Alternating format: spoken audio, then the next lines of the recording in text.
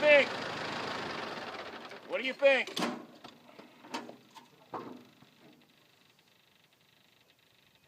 That's how you build rows.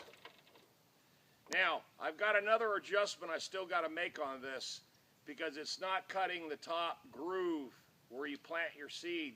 So I don't have that down deep enough.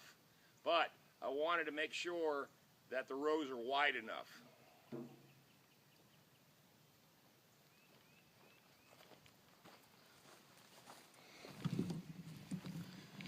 So what's really happening here is this, guys.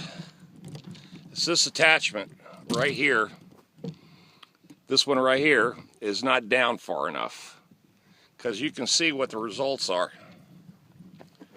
See, it's not cutting the top. It's not putting a cut in the tops. So that's an adjustment I've got to go back and make again. Okay? Other than that, looking good. All right. Beautiful.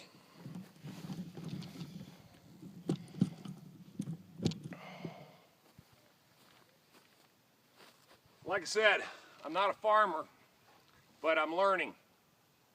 I went online last night and, learned as much as I could from Everything Attachments. They've got a lot of demo videos out there showing you how to use all their attachments, and also they'll show you exactly how to basically do it. So that's what I'm doing. I've already got the fertilizer mixed in, so I'm just turning that all in.